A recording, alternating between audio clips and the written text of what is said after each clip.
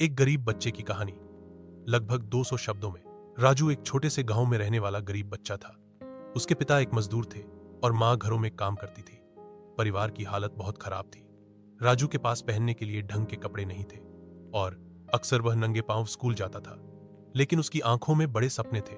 राजू पढ़ाई में बहुत होशियार था। गांव के सरकारी स्कूल में वह हमेशा प्रथम आता था। उसके पास किताबें खरीदने के पैसे नहीं थे, तो वह पुराने कागज और टूटे फूटे पन्नों पर मेहनत करता।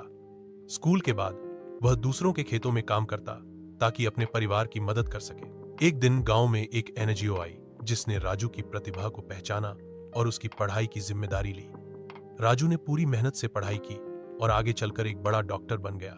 उसने अपने गांव में एक मुफ्त क्लिनिक खोली जहां गरीबों का इलाज किया जाता है। राजू की कहानी यह सिखाती है कि हालात चाहे जैसे भी हों, मेहनत और लगन से सब कुछ संभव है। गरीबी कोई रुकावट नहीं बल्कि प्रेरणा बन सकती है। एक गरीब बच्चे की कहानी लगभग 200 शब्दों में। राजू एक छोटे से गांव में रहने वाला गरीब बच्चा था।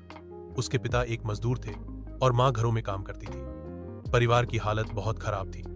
राजू के पास पहनने के लिए ढंग के कपड़े नहीं थे और अक्सर वह नंगे पांव स्कूल जाता था। लेकिन उसकी आंखों में बड़े सपने थे। राजू पढ़ाई में बहुत होशियार था।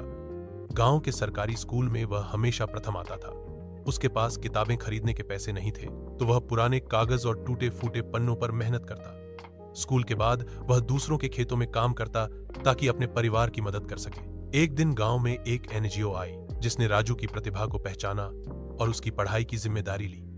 राजू ने पूरी मेहनत से पढ़ाई की और आगे चलकर एक बड़ा डॉक्टर बन गया।